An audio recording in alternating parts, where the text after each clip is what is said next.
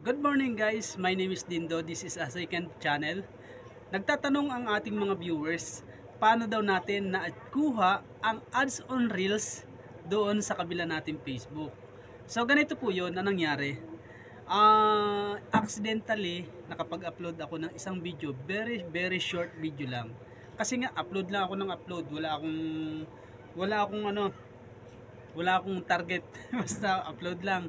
So nag-viral, numabot siya po ng 1.8 million views. Ngayon, nahatak ang ating watch hour, no? Umabot ng 300 plus, 300 something. So, sinubukan kong mag-request. Sabi ko, dear Team Meta, I want to be a part on Facebook Live. So, nag-request ako, if I qualified, please notify me. Thank you, I hope you give me a chance. Ayun. Di pagkatapos nga nun, after 2 days, nakita ko invitation. Tuwan-tuwa ako, sayaw talaga ako. Siyempre, kahit sino naman diba, napakahirap at sa dami-dami na naghahangad ng ads on Reels, sino ba namang hindi magiging masaya? Siyempre. Ay di ganon. Nag-set up na kaagad ako.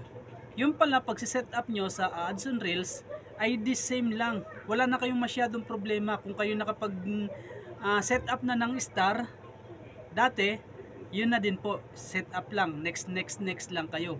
Titingnan nyo lang kung tama yung pagkakasulat. Malay nyo, may mga pagkakamali nung una yung fill up, pwede nyo baguhin. So yun, yun lang, yung simpleng story ko, paano ko nakuha ang ads on Reels. Ang payo ko sa mga katulad kong nagsisimula pa lamang at hindi pa nasusungkit ang ads on Reels, diretso lang po kayo mag-upload ng video. At isa pang pinakang tips na bibigay ko sa inyo, iwasan ninyo po ang gumamit muna ng music, kasi kalimitan dyan nagkakaroon ng problema kung bakit tayo hindi ma-invite. Nagkakaroon tayo ng copyrights pero hindi natin alam, lalo na sa mga baguhan, dahil hindi nila alam kung paano i-check, paano malalaman kung may copyright yung kanilang mga video. So nagtataka sila bakit hindi umaangat, walang mga improvement, dahil meron po yung violation na hindi nila alam. Kaya yun lang muna yung tips ko, huwag kayo munang gumamit ng music, at kung gumamit man kayo, siguraduhin ninyo po na hindi ito copyright. Ang isa pong technique, paano natin maiwasan ang copyright kung gusto nyo gumamit ng music, iklian nyo lang po. Iklian nyo lang yung music. Yung video na in-upload ko na umabot ng 1.8 million views, sobrang unti lang yung parang ganun lang. Tapos may naka-caption lang siya. Yung caption ang napakahalaga. Yung caption na ilalagay nyo, nakalagay doon, okay na sana pero parang may mali. Yun lang. Tapos sunod diretso na siya. Pero nung week pala, na unang week, walang views. Nagulat na lang ako, second week, utay-utay, sabi ko bumibilis, dumadami ang views hanggang sa umabot ng 1.8 million views. Tiningnan ko po yung aking watch hour. Nagulat ako, 300 mahigit, 346 yata. Sabi ko, ala, ang galing. Isang video lang pala mga kasagot nito para mas natin. Malaking bagay pala kahit isang video yung mag-viral natin.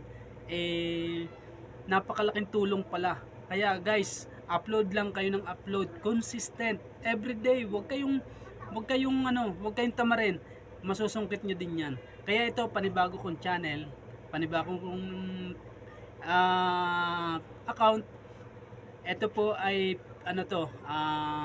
profile, FB profile, yung isa FB page. Kaya dito naman ako susubukan ko ito more on tutorial at mga reaction video ang gagawin po natin dito. So that's it for today's video. Sana suportahan nyo din po ito, bayan at ang masa. So yun lang.